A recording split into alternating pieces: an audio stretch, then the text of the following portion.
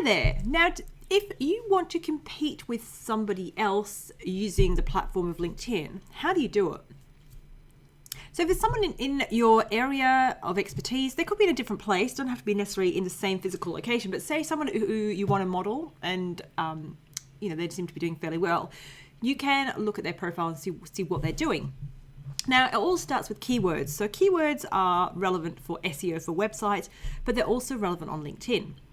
So keywords are those words that your ideal viewers, your ideal clients are searching for. And they're going to be searching in Google, but they're also going to be searching in LinkedIn. So this little search box at the top here of LinkedIn is where we search for things.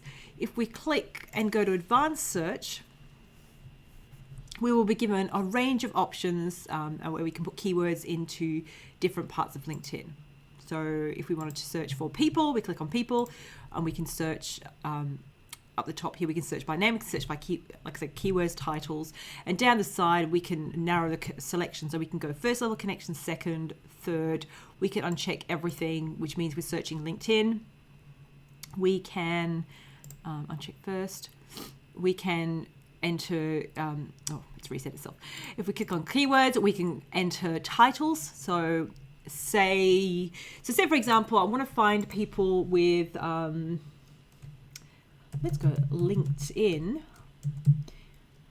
trainer in their title, for example. Now this is going to search my, LinkedIn first, second level connections. So if I go, I don't want my first level connections. Maybe I want other people. This is going to search everybody. So that I am have some sort of relationship with up to 3 levels deep.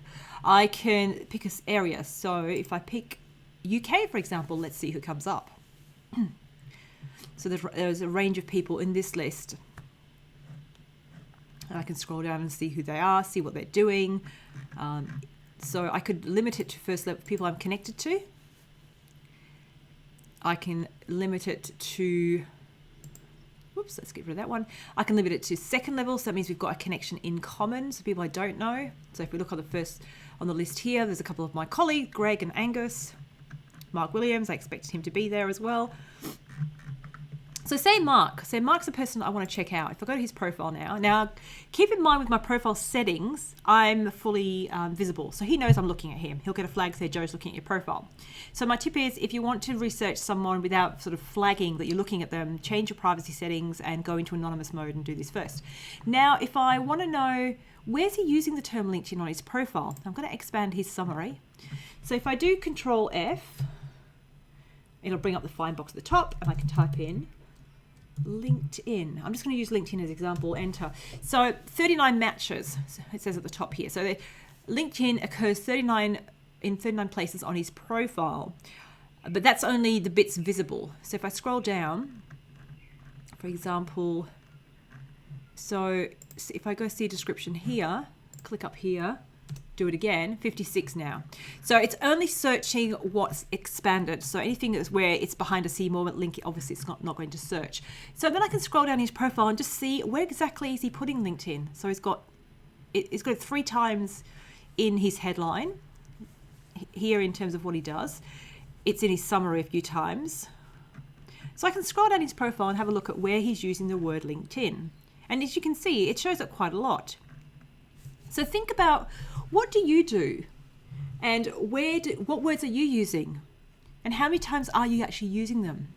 So the key areas for LinkedIn to be putting them is your headline. That's the number one place for findability and visibility and branding, because that follows you everywhere. You want to be using it in your summary. You want to be using it in your content, in your experience. So use it in your title if you can. Now, your title doesn't necessarily have to be limited to your actual title. Now, if you're in business for yourself, you can give yourself any title. You have the permission to do that.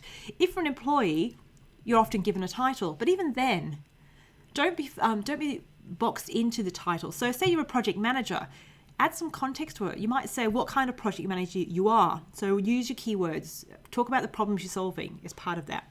Use them in your description of your experience. And if we scroll down, where else can you use it? Well, education, he's got LinkedIn training in here as education. Skills, that's another place. Now, it hasn't picked up this occurrence of LinkedIn, actually. Interestingly, it's not highlighted. But skills are somewhere else to use the words. And if people are recommending you, be nice if they actually use the words as well. It's also here, but that wasn't flagged either, interestingly. And then accomplishments. Have you got any accomplishments that support what you do using the keywords that you have as well? So he's got here publication LinkedIn Premium. Also, that's not highlighted, so it's quite interesting. So have a look at your own profile and maybe do a search on it. So for example, if I go to my profile, let me do a search for how many times I've got it in my profile without expanding it. So let's do a search. So 53 times on my profile without going see more. So that's what you want to do as your benchmark, because not everybody's going to click see more. But in terms of ranking and findability, you want to make sure it's more. So if I click on expand my summary, let's have a look, 59. So I've got it twice in my headline. I've got it in the first line of my summary. I've got it quite a few times in the summary, and scrolling down. So if you do it for yourself, for the problem you're solving, work out then, where is it missing? Where should it be? What could be helping you to be found more, and to make it obvious as to what you do and how you help your clients. And I might scroll down my profile and realize that it's missing from somewhere. Maybe in a volunteer role. Maybe I was doing something to do with LinkedIn, and I could be leveraging that to mention that.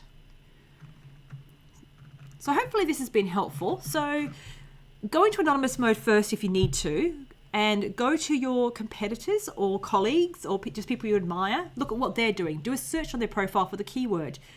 Also do some LinkedIn searches for the keyword and see what comes up.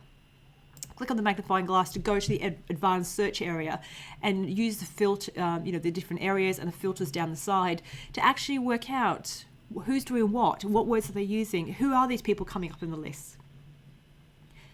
And that might help you build your own profile more effectively to be found by the right people using the language that they're using for the problems you solve. Thanks for watching.